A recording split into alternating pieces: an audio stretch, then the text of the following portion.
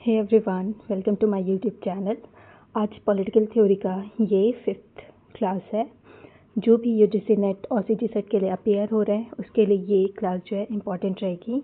तो आज हम लोग पावर, अथॉरिटी एंड लेजिटिमेसी के बारे में पढ़ेंगे। इसमें से काफ़ी सारे क्वेश्चंस आए हुए हैं तो आपको ध्यान में रखना है। तो सबसे पहले हम देखेंगे शक्ति की संकल्पना एवं परिभाषा, concept and definition of power के बारे में देखेंगे। तो अगर हम जनरली बोले कि शक्ति क्या है, पावर क्या है, तो ये क्या है, एक जटिल कॉन्सेप्ट है, बिकॉज हम इसे जनरलाइज नहीं कर सकते। इसके अनेक आयाम हैं। दूसरे के व्यवहार को प्रभावित व नियंत्रित करने की एक क्षमता है। मतलब अगर हम दूसरे के व्यवहार को नियंत्रित और प्रभावित कर पा रहे हैं, अगर हमारे पास एबिलिटी है to influence and control others behaviour, that means हमारे पास पावर है। तो पावर जो है एक कॉम्प्लेक्स एंड कॉम्प्रहेंसिव कॉन्सेप्ट है। इसको हम नॉर्मली जनरलाइज नहीं कर सकते। अगर आपके पास ability to influence and control others behaviour ये एबिलिटी है तो आप जो है आपके पास भी शक्ति है। तो शक्ति की संकल्पना जो कॉन्सेप्ट है वो यही है कि हम इसमें एबिलिटी होना चाहिए कि हम लोगों को इन्फ्लुएंस और कंट्रोल कर सके। इसके बाद हम स्टीवन ल्यूक्स का देखते हैं, 1974। इनकी बुक है पावर अ रेडिकल व्यू। इसमें इन्होंने 3 प्रकार के 3 डायमेंशंस ऑफ पावर के बारे में बताया है। ठीक है, outline 3 dimension of power in power a radical view में बताया गया। ठीक है, तो इसमें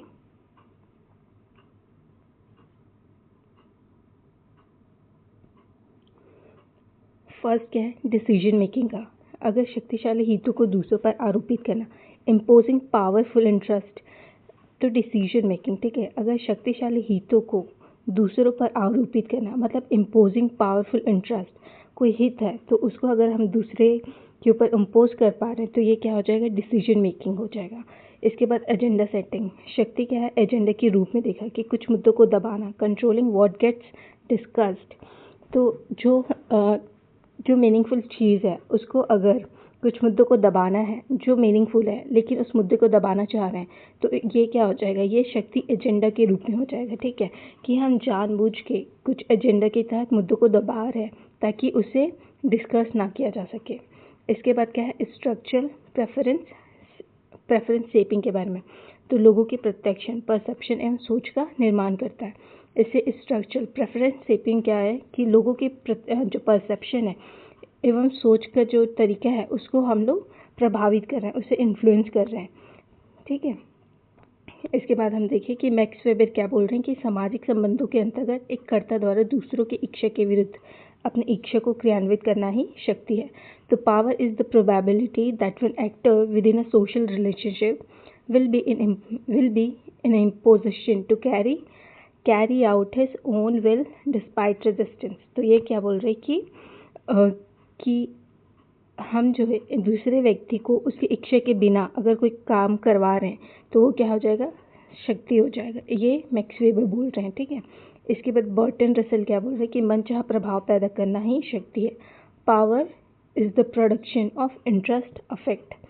ठीक है, तो जो मनचाहा प्रभाव हम पैदा करते हैं तो वो क्या हो जाएगा, शक्ति हो जाएगा। ठीक है, power is the production of intended affects के बारे में बताया।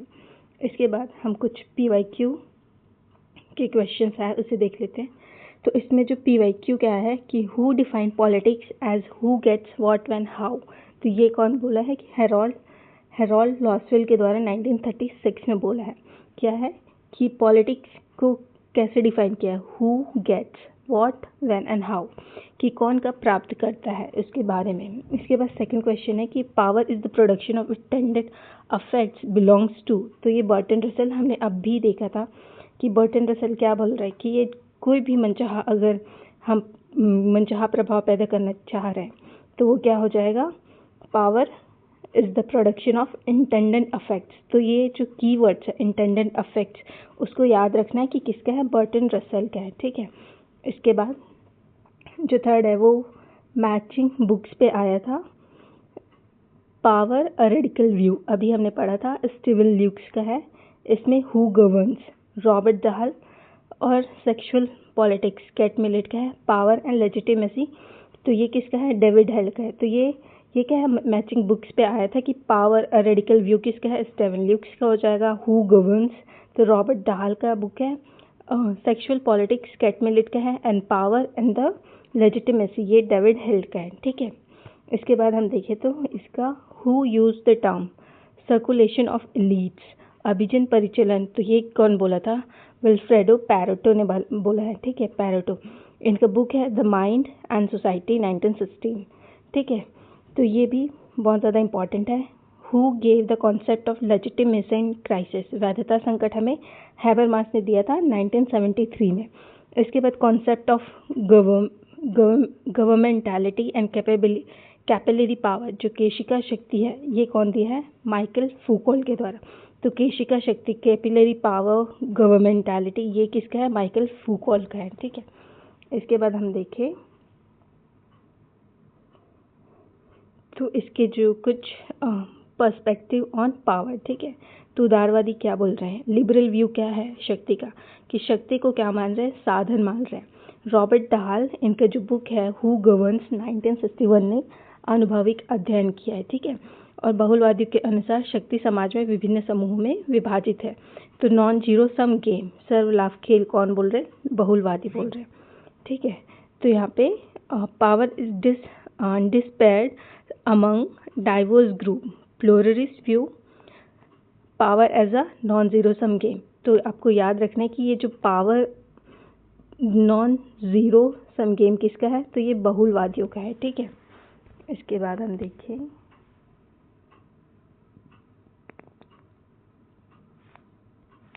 तो यहाँ पे Russell define power as the capacity to modify the behaviours of other according to one's desire, ठीक है।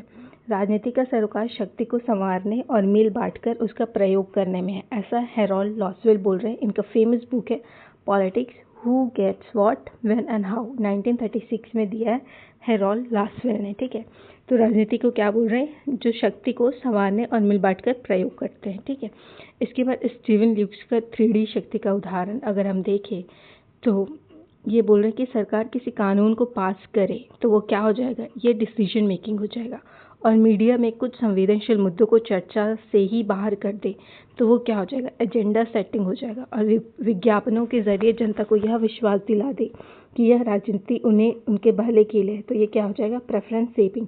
जैसे अभी हमारे जो गवर्नमेंट है उसमें मन की बात ये किस में आ जाएगा, प्रेफरेंस शेपिंग में भी आ जाता है, ठीक है। इसके बाद हम देखते हैं शक्ति का विकास क्रम एवं विचार, तो इवोल्यूशन एंड की थिंकर्स ऑफ पावर।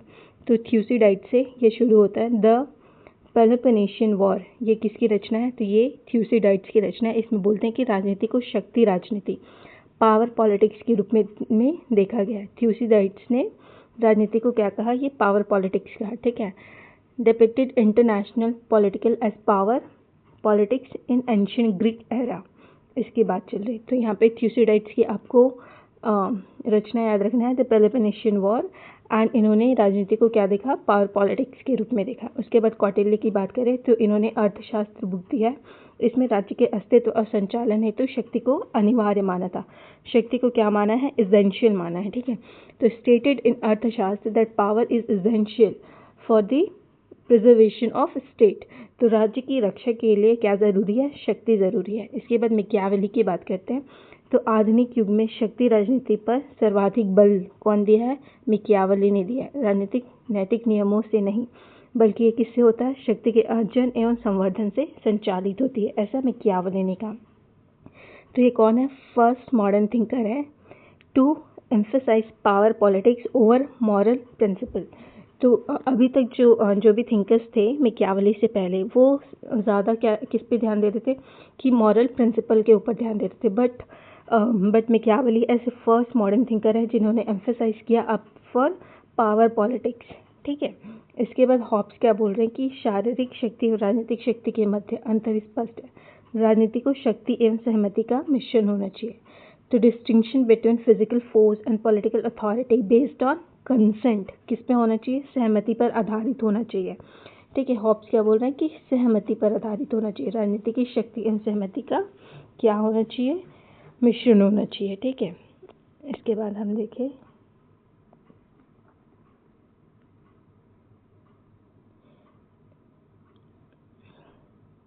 तो हमने फर्स्ट पर्सपेक्टिव देख लिया था अबाउट लिबरल व्यू अबाउट शक्ति के लिए, ठीक है।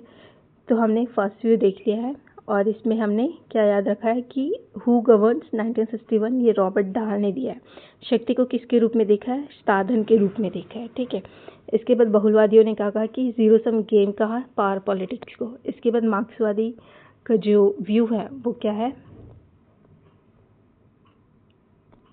मार्क्सवादी दृष्टिकोण, मार्क्सिस्ट व्यू क्या है कि शक्ति का आधार क्या होना चाहिए? आर्थिक संरचना, उत्पादन के साधन होना चाहिए। जिसके पर आर्थिक नियंत्रण है वही राजनीतिक सत्ता का शासन कर सकता है। तो power is rooted in economic structure, state is an instrument of ruling class. तो इन्होंने क्या कहा कि जो पावर है वो लाइज करता है इकोनॉमिक स्ट्रक्चर पे, और स्टेट क्या है? ये एक इंस्ट्रूमेंट है, एक टूल है किसके लिए? रूलिंग क्लास के लिए। तो ग्रामसी भी क्या है? मार्क्सिस्ट है। इनका जो फोकस है वो वैचारिक अधिपत्य हेजेमनी पे आधारित है। ये जो हेजेमनी है ये आपके लिए कीवर्ड्स हो जाएगा, आपको याद रखना है। इसके बाद अल्थ्यूजर क्या बोल रहा है कि दमनकारी व वैचारिक राज्य उपकरण है, ठीक है। इसके बाद Nicholas Poulantzas and Ralph Miliband ये राज्य की सापेक्ष स्वायत्तता की बात करते हैं। तो रिलेटिविटी की बात, स्टेट रिलेटिविटी की बात कौन कर रहा है? Nicholas Poulantzas and Ralph Miliband. और ग्रामसी ने यहाँ पे हेजेमनी की बात की है, ठीक है। और इन्होंने कहा कि जो शक्ति है वो किसके ऊपर लाइज करता है? इकोनॉमिक स्ट्रक्चर के ऊपर। अब हम एलिट थ्योरी देखते हैं, अभिजनवादी, ठीक है। अभिजनवादी एलीट थ्योरी ये क्या है? समाज में शक्ति केवल मुट्ठी भर विशिष्ट वर्ग क्लास के हाथों में केंद्रित रहती है। मतलब जो पावर है वो किसके हाथों में होता है? कुछ लोगों, जो एलीट है, जो अभिजन है, उन लोगों के हाथ में होती है, जो समाज में बहुत कम होते हैं लेकिन इसके पास ही पावर होता है। तो ऐसा कौन बोल रहा है? अभिजनवादी एलीट थ्योरी के अकॉर्डिंग है, ठीक है। Power is concentrated in a tiny ruling elite.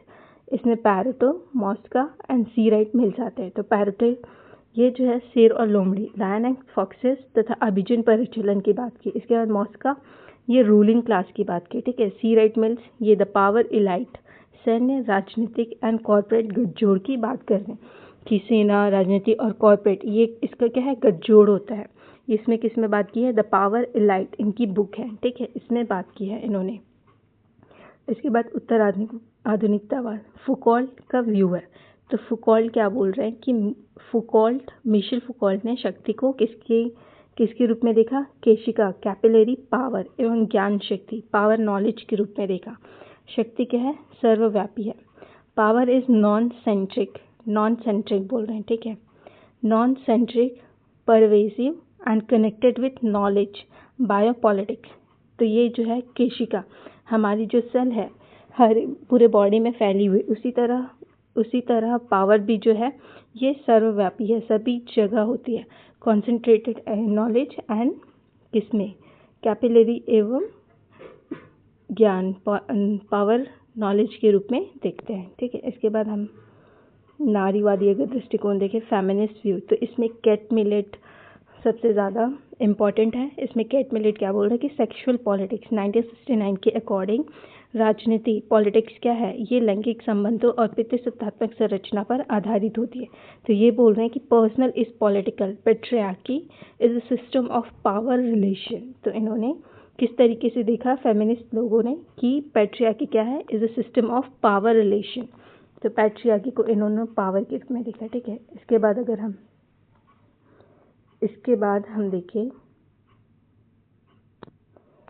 हम अथॉरिटी एंड लेजिटिमेसी को देखते हैं कि सत्ता की अवधारणा क्या है। कॉन्सेप्ट ऑफ अथॉरिटी क्या है? Authority equal to power plus legitimacy. तो इसकी जो डेफिनेशन है, जब शक्ति को वैधानिक और औचित्य प्राप्त हो जाती है तो वो क्या कहलाती है? सत्ता कहलाती है, रूलिंग पार्टी कहलाती है, ठीक है, रूलिंग।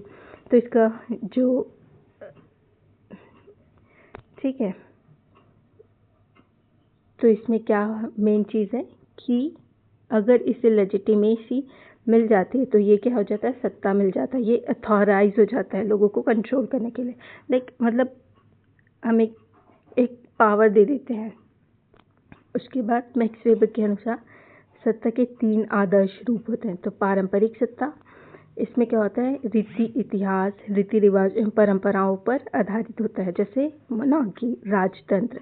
इसके बाद करिश्माई सत्ता, कैरिस्मेटिक अथॉरिटी, इसमें नेता के असाधारण व्यक्तित्व, जादू और आकर्षण पर आधारित होता है, जैसे महात्मा गांधी और स्वामी विवेकानंद। ठीक है। इसके बाद तार्किक और वैधानिक, ये क्या है, रैशनल लीगल अथॉरिटी, ये नियमों, कानून व संविधान पर आधारित होता है। वेबर ने इसे नौकरशाही, ब्यूरोक्रेसी का नाम भी दिया है। ये आधुनिक युग की पहचान है। तो अभी जो सबसे ज़्यादा सत्ता के आदर्श रूप में आते हैं, सबसे सत्ता को जो माना जाता है वो सबसे ज़्यादा ये रैशनल लीगल अथॉरिटी को माना जाता है। ठीक है। इसके बाद अगर हम एग्जाम्पल देखें तो एक पुलिस अधिकारी जब जुर्माना लगाता है तो लोग कानून के डर व सम्मान के कारण पैसा देते हैं, तो ये क्या हो जाएगा, तार्किक हो जाएगा, रैशनल लीगल हो जाएगा। ठीक है। लेकिन यदि कोई डकैत बंदूक दिखाकर पैसे मांगे तो वह केवल बल, शक्ति होगा, सत्ता नहीं होगा। ठीक है। तो ये आई होप ये समझ में आया हो। इसके बाद अगर हम देखें तो यहाँ पे लेजिटिमेसी एंड लेजिटिमाइजेशन क्राइसिस, वैधता संकट क्या है, ये बहुत इम्पोर्टेंट है। वैधता क्या है, वह भावना या विश्वास जिसके कारण नागरिक राजनीतिक व्यवस्था के आदेशों को सहज रूप से स्वीकार करती है। ये कौन कहा, लिप्सेट ने कहा पॉलिटिकल मैन में। Legitimacy involves the capacity of the system to engage and maintain the belief that existing political institution are approach। तो वैधता रहता है तभी तक लोग जो है सहज रूप से स्वीकार करते हैं राजनीतिक व्यवस्था को। ठीक है। इसके बाद यूगेन हैबरमास क्या बोल रहे हैं, ये लेजिटिमाइजेशन क्राइसिस दिया है 1973 में। Now Marxist scholar who theorised legitimation crisis. तो पूंजीवादी व्यवस्था में आर्थिक असमानता और राज्य के लोक कल्याणकारी दावों में अंतर्विरोध के कारण जन सामान्य का व्यवस्था से विश्वास उठने लगता है, जिसे वैधता संकट कह रहे हैं। तो पूंजीवादी व्यवस्था जो कैपिटलिज्म है, वहाँ पे आर्थिक असमानता आ जाती है, राज्य के लोक कल्याणकारी दावों में क्या हो जाता है, अंतर्विरोध हो जाता है। तो इससे जन सामान्य का जो विश्वास है टुवर्ड्स सिस्टम, तो वो विश्वास जो है वो कम हो जाता है, जिससे वैधता संकट आ जाती है।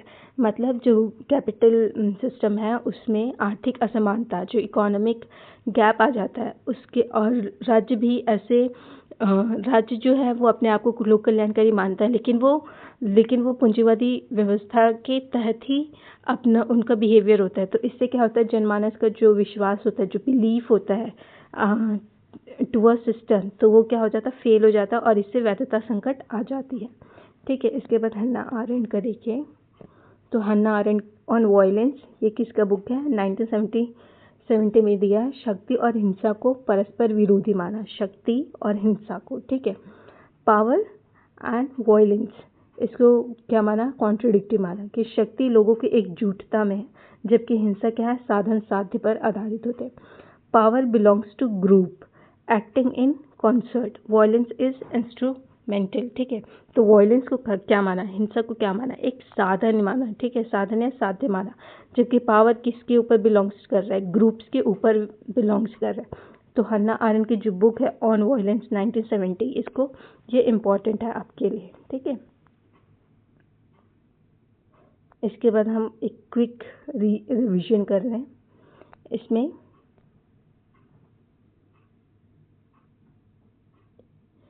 इसके बारे में हमने अभी पढ़ा। तो स्टीवन ल्यूक्स, तो इनकी जो बुक है ये पावर अ रेडिकल व्यू 1974 में दिया है। 3 dimension of power, decision making, agenda setting and preference shaping दिया है। ठीक है। इसे 3D पावर थ्योरी भी कहते हैं। इसके बाद मैक्स वेबर ने भी दिया है। इनका जो बुक है वो इकोनॉमी एंड सोसाइटी बुक है। Definition of power and state monopoly on violence, ये 3 टाइप्स का होता है। एक ट्रेडिशनल होता है, सेकंड कैरिस्मेटिक होता है, और थर्ड जो है वो रैशनल लीगल होता है, जिसे ब्यूरोक्रेसी भी कहा। तो ये क्या हो जाएगा, आइडियल टाइप ऑफ अथॉरिटी। ये क्वेश्चन आता है, ये क्वेश्चन भी आता है। ठीक है। इसके बाद Michel Foucault, the history of sexuality, discipline and punish. तो जो मिशेल फुकॉल्ट जो है, ये कैपिलरी पावर, केशिका शक्ति के रूप में देखा, पावर नॉलेज ज्ञान शक्ति, एंड गवर्नमेंटालिटी शासनकारिता बायोपॉलिटिक्स के रूप में देखा है। इसके बाद रॉबर्ट डाहल ये हु गवर्न्स 1961, ये बुक बहुत ज़्यादा इंपॉर्टेंट है और ये पोलाकी बुक भी इन्होंने दिया।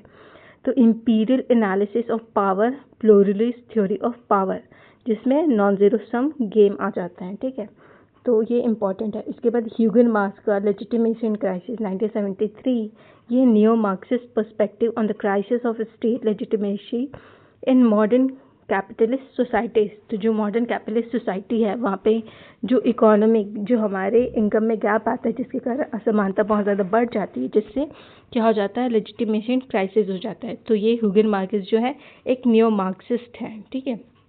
हन्ना आरेंट, इनका जो है on violence 1970, the human condition, इनकी 2 बुक है। इसमें इन्होंने कंस्ट्रक्टिव थ्योरी ऑफ पावर की बात की है, पावर वर्सेस वायलेंस रिस्ट्रिक्शन के बारे में बात की है, ठीक है। तो पावर किसकी कैसे आती है, ये कम्स फ्रॉम कलेक्टिव एक्शन से आता है, पावर बिलोंग्स टू ग्रुप, ठीक है।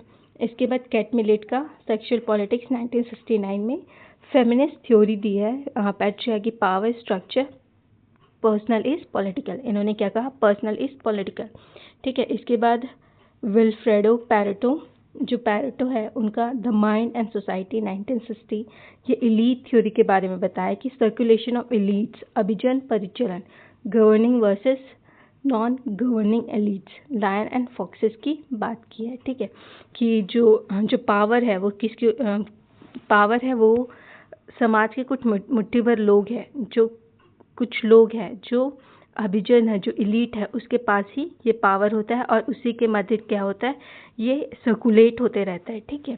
तो ये जो है आज का क्लास है, ये पूरा PYQ बेस्ड था। आई होप ये आपको अच्छा लगा हो। अगर कोई भी क्वेश्चन हो तो आप मुझे कमेंट सेक्शन में बता सकते हैं। Thank you so much, do subscribe.